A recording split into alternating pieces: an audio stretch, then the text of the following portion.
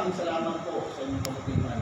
Kinikilala po namin kayo na aming Diyos na manlalalang, manunubos, tagapagligtas. Alam po namin, wala po makaligtas sa amin. Lahat po kami ay makakaranas ng kamatayan. Subalit kami nangahawa sa inyong mga banal na pangako na kung kami magtatapat lamang sa inyong mananampalataya, meron kami pag-asa sa buhay na walang hangganan sa amin.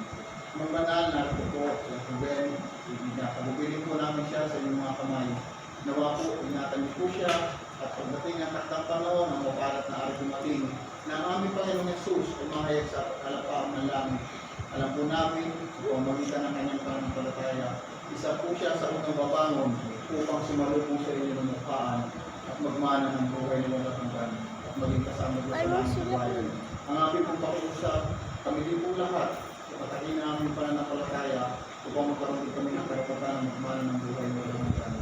Dinalangin din po namin sa inyo ang sambayan na kanya ng kanyang mga mahal, mga minamahal, mga anak, mga apo, manugang, lahat po ng kanyang minamahal. Tulungan po sila, alalayan po sila sa mga sandali sa binarulong po. Alam po namin napakahirap ng paghiwalay, subalit nananampalataya kami at naniniwala na ang paghiwalay ay sandali ko lamang. At pagdating ng panahon, ay kami lahat magkakaroon ng malaking relasyon doon sa langit na bayan na hindi inihandayan para sa amin. Narito po, pinapalaga po namin sa inyo, kayo naman bahala ang umanan. Alam po namin na kailangan po ang makakagawa, ang nakakaalam ng pinakamabuti sa bawat inyong umanan. Maraming salamat po sa pagtugon. Alang-alang po lahat sa banal na pangalan ng aming Panginoong Yesus.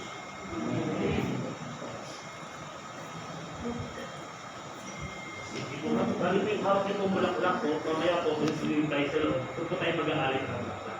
Kasabay na rin po ng last viewing natin. Pwede po siya makita at mahawak. Ayos lang po na sa loob po.